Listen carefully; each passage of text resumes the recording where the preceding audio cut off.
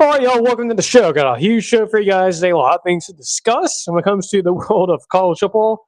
Of course, this is the Four Protocols Podcast, episode 188 for July 23rd, 2026. We're high atop a hot Jacksonville, Florida. Feels like we're in an oven outside. But, man, it's Florida weather. Hot, near 100 degrees. Pretty typical.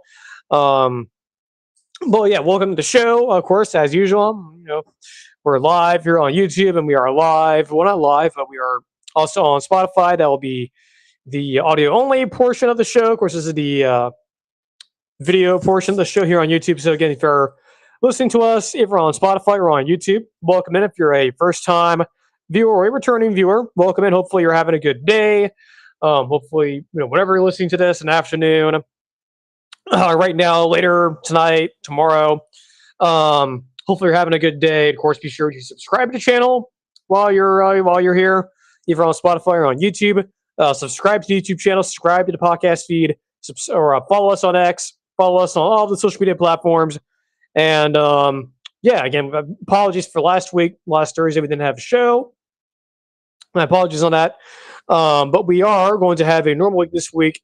Then we're, of course, still be off later half of next week, and then all of the following week for 4th of July. So no shows for really the next few weeks, which suck. Which it does suck, but to sort of help combat that, we're going to try to get some shows pre-recorded this week. I'm going to try to get one out tomorrow, and then we'll do one on Friday. And, of course, we'll have our typical live show on Thursday, so I'll be able to get those out to you, and then we'll see what happens next week. But, yeah.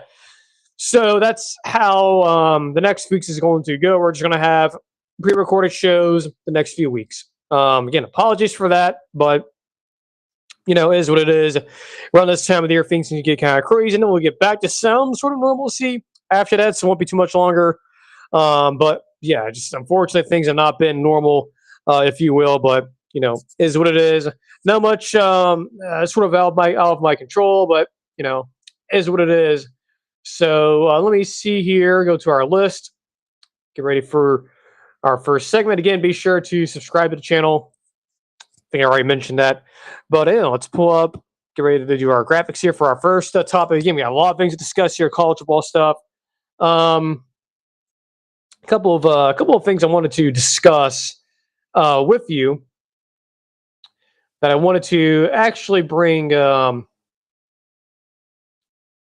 make sure this is the right file, or not right file, the right photo one to use for the segment, okay? That should be the right one. But again, yeah, so we are about to get into our first segment here, just making sure everything's ready to go. Bring up our graphics here. But before we do all that, get some water real quick, and we'll hop right in.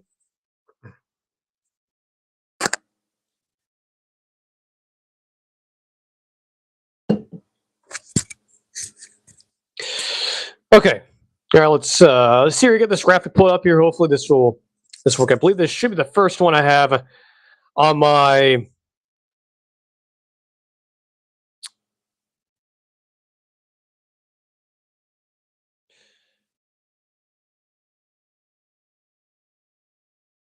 okay, yeah, this is the one I wanted to bring up. Okay, so EA Sports. Actually, before we do that, I actually want to make sure if how this will look on my phone here. As you can see here, I am on the phone, so just to make sure how this looks visually on that side in terms of the graphics. But let me move this over for you guys.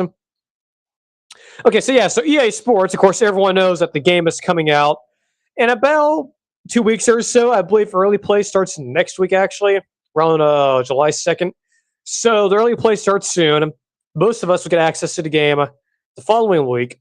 Now, fortunately for me, I'll be out of town, so I'll be playing it the week after that. So that's when you'll get my review and all that of the of EA Sports College Football 27. But EA Sports released their top 10 toughest places to play. I saw this list. Some of this I agree with. Some of this I don't agree with. And what we're going to do after this is we're going to upload my graphic on the toughest places on the what I believe are the toughest places to play in college football. Now, granted, you haven't been to any of these places, so I can't necessarily say I understand the in-person experience for I don't know, just choose a random stadium here, Kyle Field. at Texas A&M. I've never been there before in person, so I'm just going based off of the vibes I'm getting off of the TV screen when I watch the games on TV, or from folks who have actually been to the games in person, so like Josh Pate, people like that. Those are the only folks that I can kind of use examples of, but a lot of this is just my personal opinion based on the vibes I get from the TV, right? So again, this is the graphic that EA Sports put out earlier today, so you can go ahead and read through this. Number one they have up there is Tiger Stadium, LSU. They have Ohio Stadium for Ohio State, number two. Tiger Stadium is number one. Beaver Stadium at Penn State, they're number three. Sanford Stadium, Georgia, number four. Bryant-Denny Stadium, Alabama, number five. Autzen Stadium, Oregon, number six. Ben Hill Griffin Stadium, number seven.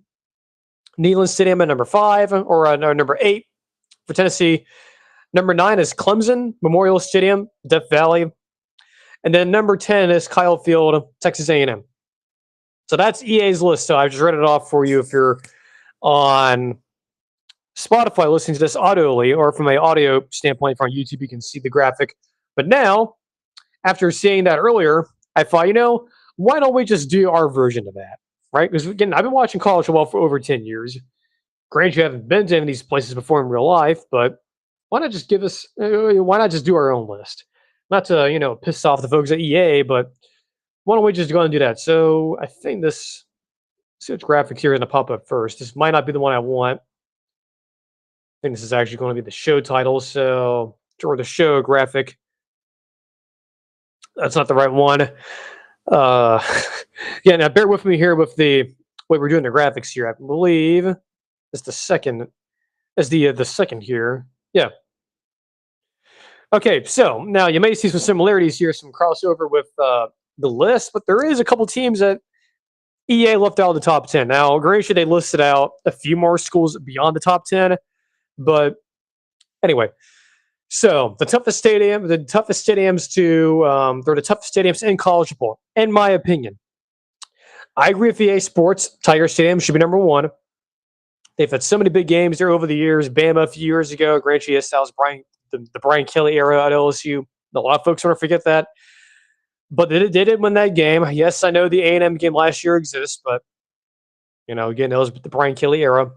Besides the Brian Kelly era, they have done, and I guess that Bama game in 2020 with Ed Orgeron, but besides like those two blemishes, the A&M game last year and the Bama game in 2020, LSU has done typically a very good job of being the best stadium environment at night. They fairly rarely lose at night and very rarely get destroyed at night. So I agree with EA Sports. They should be number one. Number two, this may surprise some folks, Neyland Stadium. Now, I understand for a number of years, Tennessee was not very good, right? You have Jeremy Pruitt, Butcher Jones, Derek Dooley, very tail end of the Phil Fulmer era. I grant you that things were not very good. Before Josh Heupel got there, they were losing. They were like historically losing games, like the big games. Like I go back to 2016 when Bama came to town, and Tennessee and them were ranked number. Like I think Bama was obviously number one. Tennessee was either barely outside of the top 10 or actually in the top 10. The final score was like 49-10, right? So, yeah, very, very bad. But recently, over the past couple of years since Josh Heupel has been there, you've really seen Neyland Stadium be revived to where they are really it's sort of showing you what they could be, right? Under the right circumstances, with a coach that is serious about winning, with a team that is talented enough to compete with the big boys in the SEC.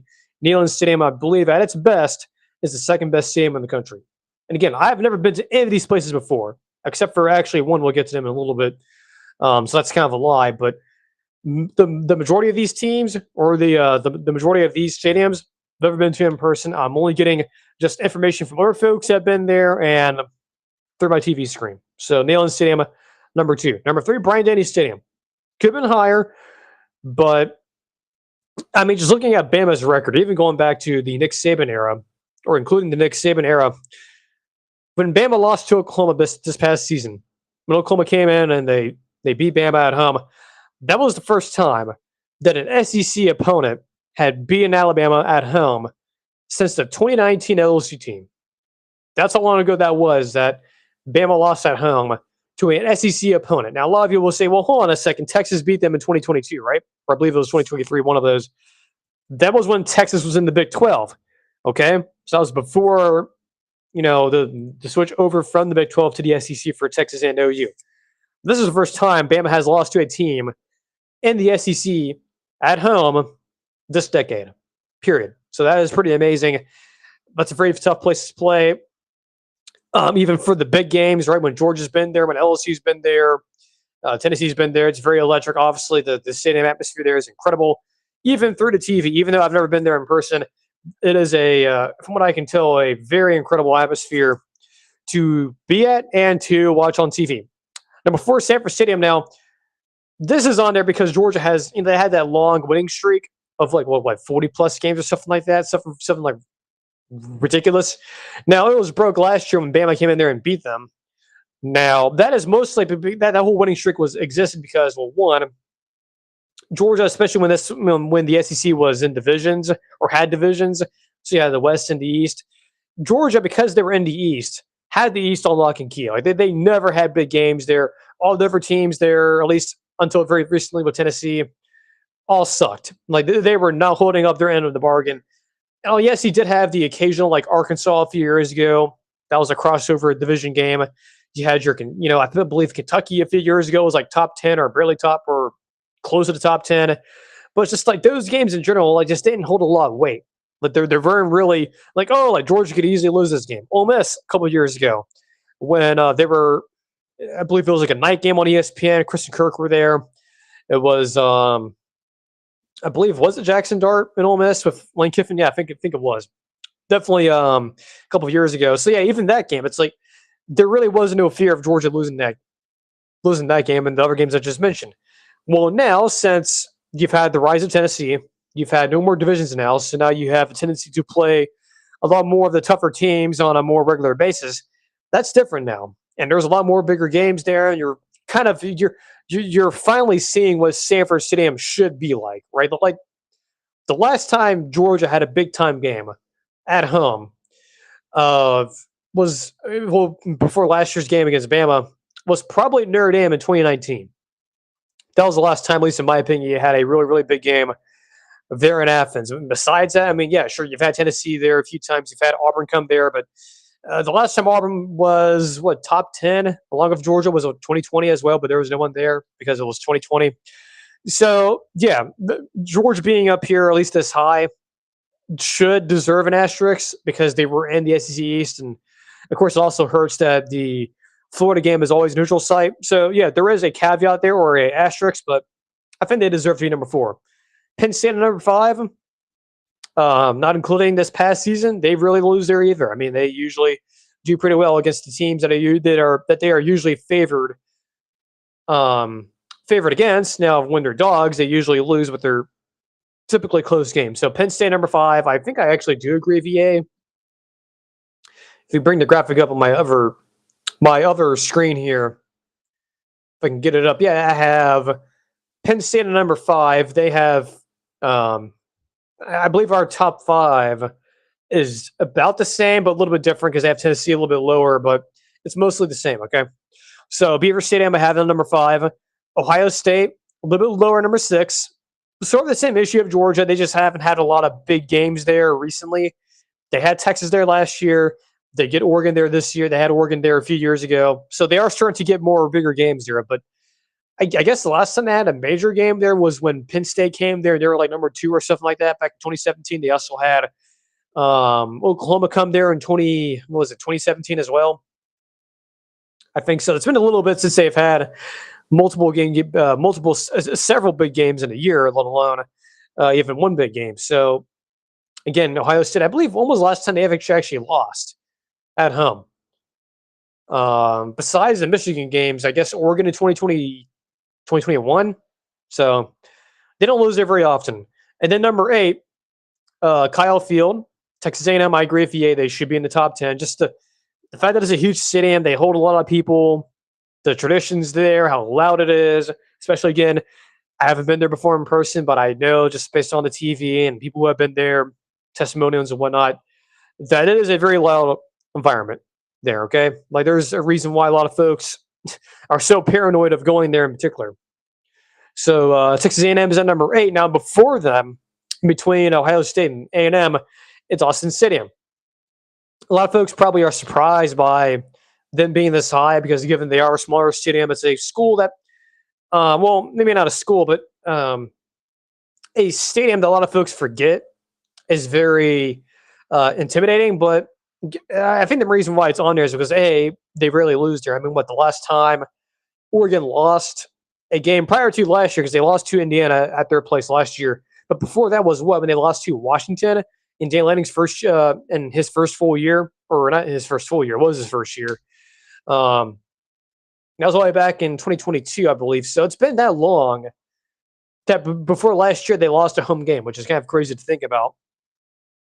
Not to mention, two Autzen Stadium is a very small stadium. So the thing of these smaller stadiums, and I would say like if you were to do like honorable mentions here on this list, Mississippi State and Kansas State would be an honorable mention. Not because they have like an incredible home record, but it's because the environment there is so unique. With Kansas State, because it's a smaller stadium, it's in the middle of nowhere, and not to mention, like, it's a place that you really just undervalue, or you totally undervalue as a fan, but as a coach, you're so paranoid of. Because again, the travel there is very weird. It's in the middle of southern Kansas. Not to mention, it's a very small stadium. Same thing at Mississippi State. When you have the cowbells, you have the fact that again it's a smaller stadium. It's in the middle of nowhere. It's hard to get to. So those two would have been easily honorable mentions, along with a few others. But yes, Autzen Stadium's at number 7. Number 8, Texas A&M, Kyle Field. Number 9, Husky Stadium, Washington. Based on what I have heard, and this is mostly coming from people like Josh Pitt, because again, I've never been to this place before. Husky Stadium there in Washington, for Washington, but just the environment there. You have the lake up there. You have especially. I think I go back to that game against Oregon a few years ago, and it was Kellen DeBoer versus Dane Lanning. Michael Penix was at quarterback for Washington. And of course, that was Bo Nix at Oregon. Just the scenery there, it was cloudy, but you can tell it just felt cool. It didn't feel like hot. Like for some of these stadiums, like especially ones in the SEC around early in the year, they're very warm and muggy. But Husky Stadium in like October, September, same thing with Autzen Stadium, you can just tell through the TV that the vibe up there is cool and not warm, and it feels like football. So, and not to mention too, they've had a lot of success there at Washington, where they don't lose a lot there. Now they haven't had a lot of big games there recently, in terms of Washington holding their end of the bargain, especially after the year they went to the national championship. But even with Jet Fish, there's still a lot of the atmosphere is still there. Then in number 10. Jordan Hare Stadium, Auburn. Now, again, I know a lot of folks are going to say, well, Auburn hasn't been very good in the last few years. They've lost a lot of games at home. That's true. I will agree with that. That should categorize them being a little bit lower. But this one, to me, is sort of the way I view Jordan Hare Stadium is sort of like the way people used to view Neyland Stadium. Like now, when people talk about Tennessee and Neyland Stadium, you go, oh, yeah, I mean, it's very intimidating. They've had a lot of big wins there recently. Yes, they would qualify to be one of the best stadiums, or at least the toughest stadiums in the country. That's true for Auburn, but the problem is Auburn, at least in my opinion, the way you view Jordan Hare Stadium now is the way people used to view Tennessee. Because there's, once upon a time, it really wasn't that long ago, 2019, Auburn beat Alabama at home. They used to be a very formidable team at home. After they fired Malzahn and the Brian Harsin era and Hugh Freeze, no one's really afraid to go at Auburn. Just go to Auburn and play them anymore. No one's really afraid, which is sad because it's a place I've actually been to before. Both I've been to the campus and I remember going to games as a youth. But it's a place that I feel like should be a lot better and should be higher on this list. But because of recent situations where they just haven't been as good, they don't really deserve to be and even higher in the top 10. I just don't really see a world, or I don't see a scenario where that is possible. But I think, if who was it? Alex Glesh. Yeah, I totally had a brain fart there.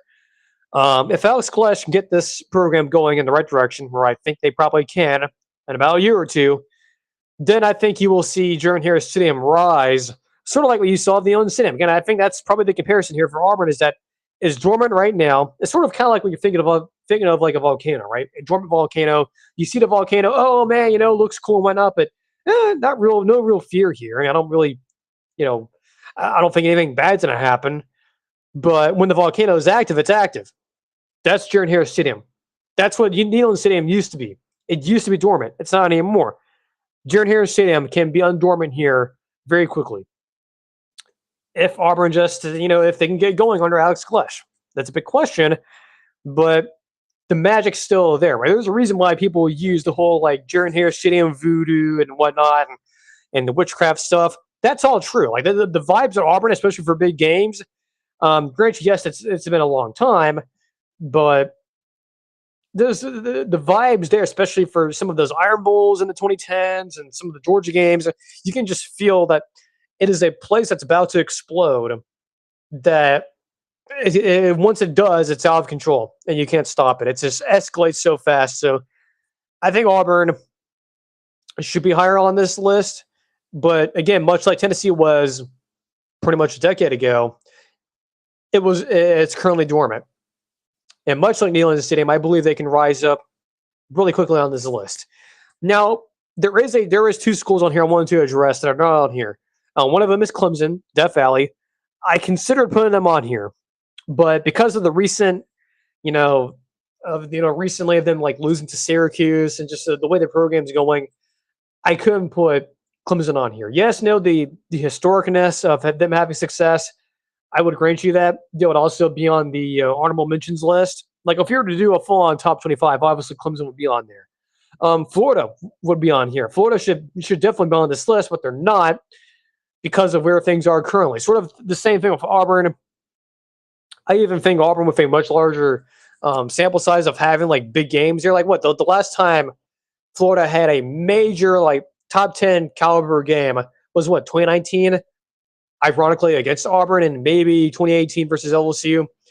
That's how long ago it's been. Like they really haven't had a game where you really felt like it's a major game, and the stadium vibe there was great. Like maybe the closest was 2021 when Bama came to town with Bryce Young. That was a close game. That was in the final year of Dan Mullen. But it's really been that long. They just haven't had a lot of success there at home in big games. And yes, they've had success against teams that they beat Ole Miss a few years ago. They beat LSU a few years ago. So, and they also beat Texas there last year, along with Utah a few years ago. So, yes, I mean, technically, like Jordan Harris Stadium and the Swamp should be tied probably at number 10, but I had to choose one. So I went with Jordan Harris Stadium, but easily Florida should be like Jordan Harris Stadium and Ben Hill Griffin should be tied for number 10. I think that's probably fair. I think Clemson probably does not deserve to be in the top 10. Again, there's others on here that I probably could have put on here, like Michigan Stadium should have been on here, the Big House. You could easily put Utah. Rice Eccles Stadium should be on there just because of the altitude alone. You could also put Iowa on there.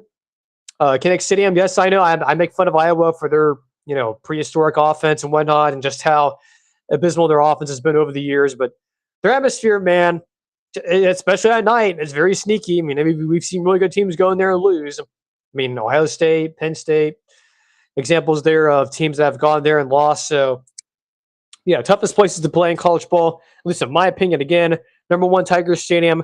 Number 2, Neyland. Number 3, Brian Denny. Number 4, Sanford Stadium.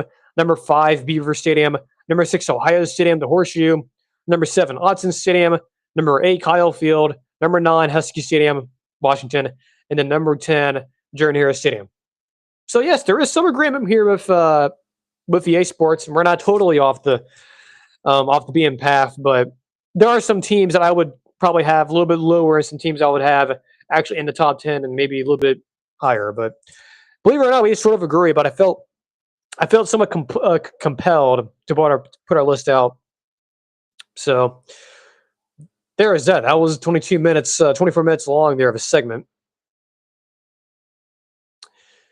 All right. Let me see here. Let's continue moving right along. I'm going to get some water real quick, and then we will move on to our next segment.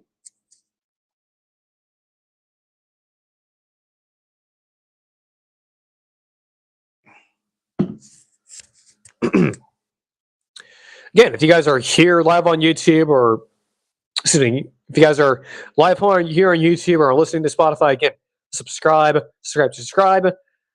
I know it's not college football season. I know the season hasn't started yet, but it's getting close. It's getting very, very close. And we'd like our channel to grow.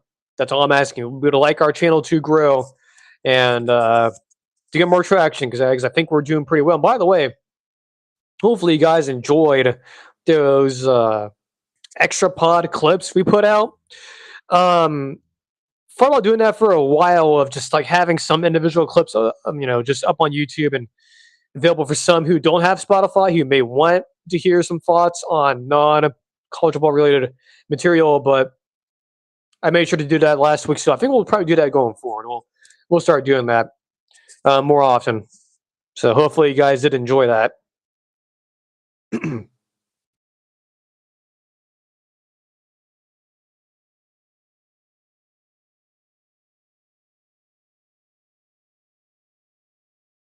All right, moving right along. I believe this is our next. We just did this graphic.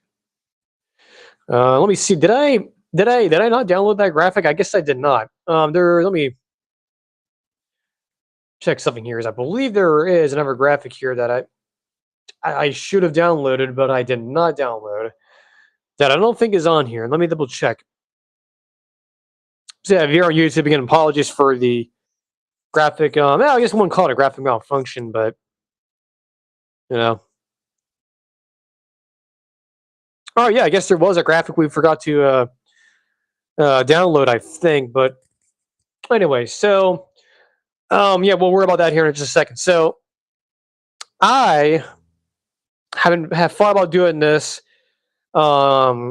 segment here for a while, and then what the segment basically is coaches I would hire. Pretty much, it's just like going through like who would be the top coaches. Let me see if I can make this full screen actually, so you guys don't have to see me. So, what I'm doing here, this little thing I wanted to do is coaches who I would hire. Just like if I were running a university, if I were running, I don't know, just I guess I could use my team builder team for college football, Florida East Coast University, right? If I were actually running that school, not as the head coach, but as the athletic director, who would I hire? Like, who would I consider being a coach? If I had endless money, if I can go into the coaching carousel, I can hire anyone I wanted to, who would I hire as my coach? I have about 5 names on here that I would choose. You can see them on YouTube, on Spotify. I'll just have to explain these, but I'll do that anyway. But of course, on Spotify, you can't actually see this, but on YouTube, you can see this graphic. So the first one, and this is sort of in order here. The first name I would call up is Lincoln Riley. He's 90 and 28. He's an offensive-minded coach. That's something to keep in mind. He has done a good job, mind you, recently, of hiring decent enough coaching, or at least decent enough assistant coaches, right? He brought in D'Anton Lynn last year, or for the last few years, to run the defense, right? I know when he was at OU, and especially his first couple years at USC, didn't make the best the best coaching hire, or the best coaching hire in terms of hiring a DC. I would agree with that. But he has done a good job of course correcting that. He ended up getting D'Anton Lynn. You hired him. Defense got a lot better. The recruiting got a lot better. And now, of course, D'Anton Lynn has left, but now he's replaced him with Gary Patterson. For those of you who don't know, the former TCU coach. So even with all of that, I think Lincoln Riley, I would just hire him. I like his offense. I like that offensive style. That's sort of a recurring theme here, at least with me. You gotta have a high scoring offense. You gotta run an offense that I would like to have, and this would be one of them. And I think this would be a fun offense to run. I think Lincoln, again, his record speaks for himself. He's been to the playoff multiple times. Yes, he hasn't won a game yet, but again, going back to the whole Josh Pate cannot versus have not, he just has not done it. Doesn't mean he cannot do it. So Lincoln Riley, because of the offense, because of his ability to actually mesh both a little bit, and at least to my opinion, is working. Not to mention too, multiple Heisman winners. Out of all these coaches on this list, he's the only coach to have more than one Heisman Trophy winner, which is crazy. I believe he has 4 now. Kyler Murray, Baker Mayfield, Caleb Williams. So it's actually 3, but That's incredible, though. Even if Jalen Hurts, he was a Heisman finalist. So that's multiple guys under his resume that he has had be either Heisman winners or Heisman finalists. Number two, who I would hire is Ryan Day. 82-12. He's been at Ohio State his entire career. He's done a fantastic job there. Contrary to the Shannon Sharps of the world who wanted him fired a few years ago, which I thought was utterly ridiculous and immature, in my opinion. Yes, I'm going to say that. I just don't really think that was necessary to advocate for him to get fired. Based on everything he did, even before winning the national title, I just find that to be distasteful, knowing that a lot of these guys are human beings, knowing that these guys care about college football, knowing that someone like Ryan Day, based on what I've seen from interviews and whatnot, to me, that just did not seem like a fireable offense that if he lost in the playoff. I would totally disagree with that. I think people like Shannon Sharp are wrong about that. And luckily, Ryan Day has proven him wrong. People like him wrong. And I think Ryan Day, I would hire him in a heartbeat. If Lincoln Riley was not available, I would hire him immediately. He's an offensive-minded coach. He's done a very good job of hiring staff around him. Has done a very good job doing that. And he's also an elite recruiter as well. So, and his record, again, speaks for himself, even without the national title. Now, the next three guys on this list, kind of along with Lincoln Riley, don't have national titles, but I think I think in the very future, be in that discussion at least consistently. And the one after Ryan Day is Kellen DeBoer. He has the most experience of all these guys. 124-20. Yes, that includes his time at the FCS level, or I believe actually Division III. But I mean, he was literally Kellen DeBoer was in the national title a few years ago against Michigan with Michael Penix. So that carries a lot of weight. He's at Bama now, and sort of like Ryan Day, treating him the same way. Like, people are advocating him to get fired. I don't understand that. That would be a total colossal mistake. I think you just got to give Kellen DeBoer some time in Alabama, because he is coming off of the legend of Nick Saban, and he was dealt with a very, very awkward situation. He's doing fine in Alabama. He's doing fine. He went to the playoffs last year. Yes, he got the strub in Indiana, but I mean, Indiana with Coach Sig is a different animal. Excuse the chairs there. But yeah, I think Kellen DeBoer, I mean, I would hire him in a heartbeat. Again, he's an offensive-minded coach. He knows what he's doing. He's had a lot of success at a lot of places too. That's another thing that also helps out with being hired at, I guess, 40 East Coast University, is that you need to have not just one stop, but multiple stops on your resume. Now, Ryan Day is sort of the difference here is because at least as a head coach, he's only been at one place, but most of these guys have been at multiple places. Even not being a head coach. I mean, Ryan Day was at Boston College. I believe he was in the NFL for a little bit. So having a massive resume would help. Would go a long way. And Kellen DeBoer has that. Next up, Dan Lanning. Now, Dan Lanning is the only defensive-minded coach I would hire out of all these guys. But the thing of Dan Lanning, unlike other defensive-oriented coaches like Will Muschamp in the past, Dan Lanning cares about the offense. Now, we'll see this year because he's had multiple, changeover with the offensive staff there, not because of him, but just because the offensive coordinators he has had have been, so good, like the name behind him and, Will Stein at Kentucky. It's just, we'll see if he can actually sustain that. I think he can do it, but we'll see. But yeah, Dan Lanning, because of his, ability to recruit, he's an elite recruiter. He has a long resume of working with Nick Saban and working with Kirby Smart. He's a defensive-minded coach that cares about the offense. I think he would be the coach I would call up. And then lastly, Kenny Dillingham. I know this one shocks you a little bit. He doesn't have his record's not the best, 22-17. But let me just say this, man. If you can do what Kenny Dillingham did, taking over for Arizona State. Now, yes, you can make the argument here, where's Coach Sig? Coach Sig's be on here. I don't disagree, and I thought about putting him on here, but that would be kind of cheating because he just won the national title, and that's like the obvious choice. But Kenny Dillingham, sort of like Coach Sig, walked into a really, really bad situation, even worse than what Kirk Cinetti walked into in Indiana, was that Arizona State had a ton of sanctions because of Herm Edwards, right? That was awful hire back a couple years ago, or when they hired him, I believe in 2017, I believe. But anyway, the Herm Edwards experience there was not very good. I know a lot of folks will say, well, they had a couple 8-win seasons. It wasn't that bad. Behind the scenes, it was. And it was atrocious. And the sanctions there, the fact that a lot of folks, because of the transfer portal, a lot of folks left. You had a depleted roster, and his first year there, Kenny Dillingham. I mean, they had, injuries on top of the fact that they had very poor depth. I mean, that was a miracle they won. Well, like what, 3 games, I believe. They could have easily gone 0-12, and then the next year they turn it around and they win the Big 12 in their first year. Just incredible. The definition of insanity. He is a coach that I have a lot of respect for. He could have very easily left Arizona State last year. You could have taken the Auburn job. You could have taken that Michigan job last year, but he didn't. He stood his ground. He's a Arizona State alum, and again, I just think him going into Arizona State the time that he did, getting that thing turned around very quickly.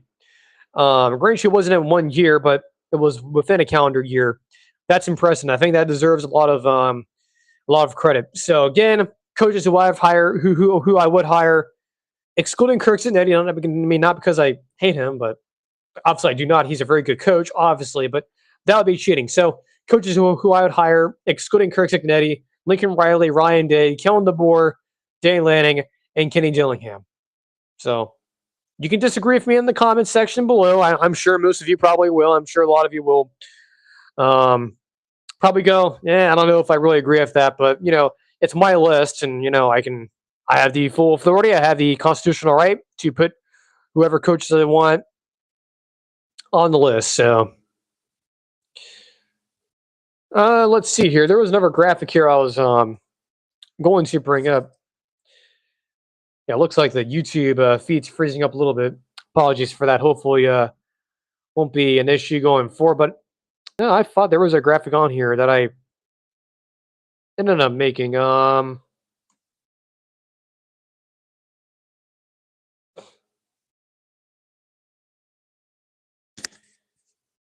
Actually, real quick here, I'm going to see if I can do it this way, where I may just have to. Okay, I think this. Yeah, apologies, guys. Again, could have sworn I downloaded the graphic, but I guess it did not.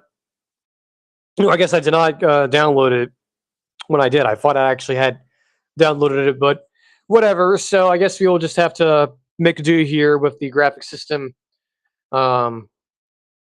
booting up here a little bit. You guys are waiting here again. Be sure to subscribe to the channel, like the stream, like the videos when we do them. Be sure to follow us on the podcast feed and also on our social media.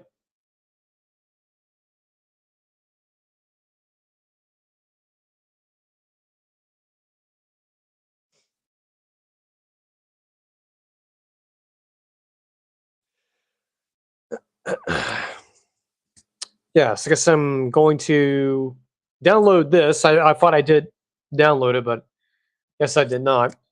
I actually need to probably pull up this tab here, and then we will move along. Again, apologies for the long pause here on YouTube and on Spotify. Thought I did actually have the graphic uploaded, but or downloaded. I guess it did not. Actually, speaking of killing the board, that's who we're going to be talking about here on our record projections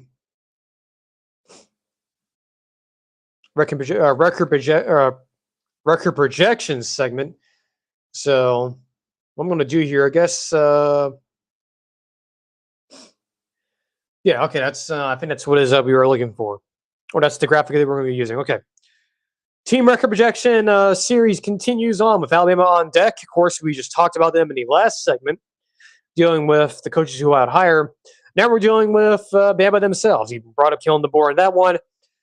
This is I guess I wouldn't say it's a critical year, but there is definitely a lot of anxiety around Alabama right now, which is kind of weird. You don't really think about Bama, or at least equate Bama with anxiety for a season. I mean, Kellen DeBoer is in there for 3 years. I think he's done a good enough job there. He's done, I think, a decent enough job of hiring staff. He's brought in Ryan Grubb. He brought him in last year. He was with him at Washington. He wasn't there the first year. So you brought in Ryan Grubb. You have a competent enough defensive staff. You're going to have a new starting quarterback, whether it's Austin Mack or Keelan Russell. I think it's going to be Keelan Russell. I think another thing, too, to also bring up is that would at least I would hope you are going to have a better job running the football, like you did last year. Last year, you guys, speaking to Bama, just could not run the football at all. I mean, there was no running game whatsoever for Bama. I think having someone like Keelan Russell being a starter, if he does end up being the starter, will help out a lot.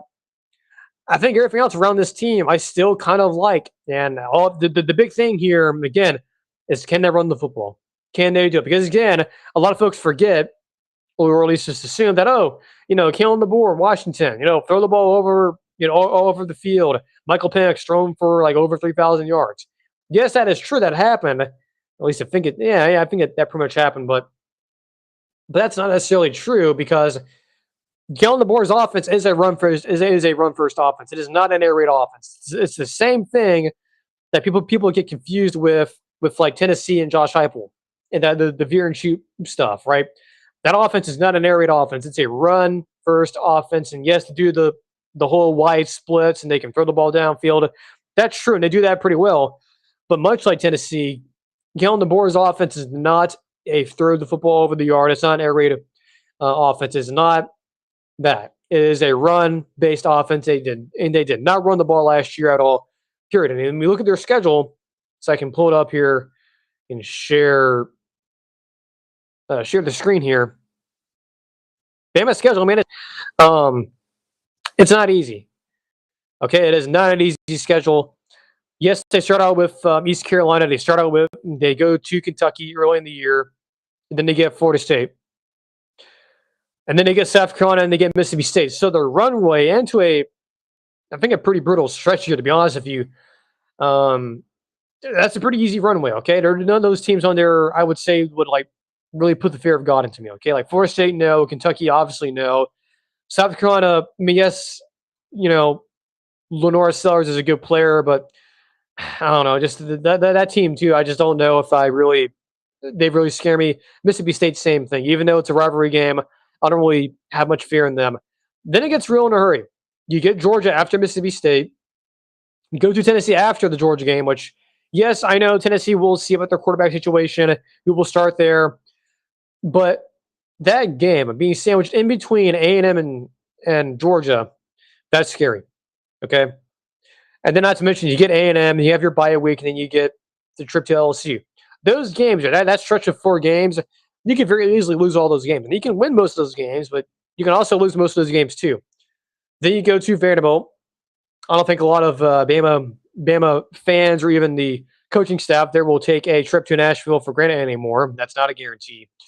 You have your FCS team late in the year, then you get Auburn at home, which is always a good thing. So generally, the majority of those games on your schedule, those aren't like tough games. I wouldn't say, again, they really put the fear of God into you, at least the first few games. And then after, or at least beginning with the Georgia game all the way to the LSU game, yeah, that's a tough stretch. There's no doubt in my mind that is an extremely tough stretch.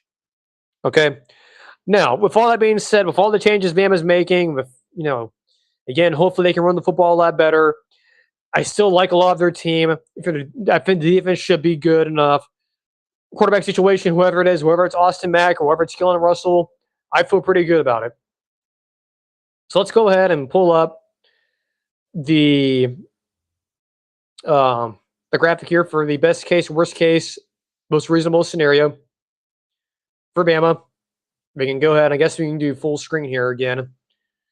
So the best case scenario for Alabama. Yeah, for those of you on Spotify, you can't see this graphic. If you're on YouTube, obviously you can see it. But best case scenario, 10-2. I think because you get Georgia and A&M at home, and given Georgia's Bama problem on the road especially, I feel pretty good that you can at least win both of those games now. At Tennessee, at LSU, those are going to be tough, especially the Tennessee game, at least from a dynamic standpoint. At least from a travel dynamic standpoint. Now, granted, yes, you are more talented than Tennessee, and I think you have the quarterback edge, but it's on the road. It's a place that you haven't won at in a very long time. Used to be the opposite. So that is definitely scary. even if it's not those games, I mean, Georgia you could lose, LSU you can lose, A&M you could lose. Worst case scenario is AM4. Now, if that happens, I would just say this: I mean, you're going to see a lot of folks advocating for Ken on the board to get fired. I would disagree with that. At that point, I would just say, look, kind of like Penn State last year of James Franklin, it's a lost season. Just deal with it. But unfortunately, because it's Alabama and they have a high standard there, much like Ohio State, much like Michigan, and much like a lot of these other big programs, they don't want AM4. They want 10-2, 9-3 or better. But unfortunately, a lot of these, and this is something that Josh Page talked about too, and I don't think this gets talked about a whole lot. A lot of these big programs, especially like Bama, Ohio State, Texas, Georgia, Michigan, Ohio State, they have not accounted for the recalibration of the sport of college football. And that because of conference expansion, because of the playoff expanding beyond 12 teams, 8-4 in this version of college football is not necessarily a bad thing. That's not bad, okay? Because of, again, playoff expansion and because these conferences adding in more teams and your strength of schedule getting so tough, 8-4 is not terrible. And unfortunately, a lot of folks have not recalibrated to that. Even 10-2 in some cases is not good enough. And I think that really does frustrate me and that really does worry me that we're going to see more and more, and we'll probably do a segment on this eventually, that you're unfortunately going to see more and more James Franklin-like situations where you have a good coach, James Franklin, would use him as the guinea pig here because he kind of was. You're going to have coaches like James Franklin who are good coaches. They've done a fantastic job at the school they're at. But because of this weird transitional period where we've went from the 14 playoff now to the 12-team playoff, these athletic directors and fan bases are not calibrating to where the sport is right now. And for Alabama, with this schedule and where the SEC is, 8-4 is not terrible, but yes, it's not good. But it's not like a doomsday scenario. Like, do I think Bama's going to go like 5-7, 3-9? No. So I don't know. I think that's definitely a segment we'll have to do eventually on the show that at least talk about a little bit more, because again, I just feel like a lot of folks just don't get it. So yeah, worst case scenario is AM4. I think the most reasonable is the same as the best case scenario, 10-2. I just think this team, because of because of how they start out with a very, very workable and friendly schedule, they should start out 5-0. Yes, Georgia, Tennessee, A&M, LSU in a row. I mean, not really in a row, but at least on the schedule, it looks like it's in a row. That's gonna be tough, but I think they can split. I think two of those 4 games. Then after that, you get Vanderbilt. Luckily, it's later in the year, not early in the year. We'll see where they're at. And then you get your FCS team in Auburn. So, yeah, I think 10-2 is definitely likely for Bama. I think that's the most reasonable scenario for them. So, and I believe that's the show. Less than 50 minutes, a little bit of a shorter show than we've had recently. But again, we'll be live again this Thursday, I believe. We'll be back again as our usual. I think our usual schedule will be the same. Then, like I mentioned, next week, at least the first half of the week, we should be okay. And then after that, we'll just won't be available to do any live shows for a while, unfortunately. We'll be going away for a little bit. Not my not my preferred thing. I'd much rather us have live shows every week, but fortunately this summer has been a little more busier than usual, which is not a bad thing. But fortunately for the show, it's been a little bit more less busier than usual. But I think the plan is, the promise I have is that we will have some sort of shows available to you after next week and the week after. We'll have some stuff available to you. They'll be pre-recorded, but we'll have something in place for both of those weeks. We'll just have it. It'll just be one show a week instead of 2. So they'll be pre-recorded and whatnot. So anyway, that's the show. Enjoy the rest of your Tuesday and your Wednesday, and we'll see you guys again on Thursday live. I think we'll do an extra pod on Friday. We'll see. I'm not totally committed or not, but we probably will, along with pre-recording other shows. So we'll be doing that throughout the week. So until then, until Thursday, take care. Enjoy the rest of your Tuesday. We'll see you guys on the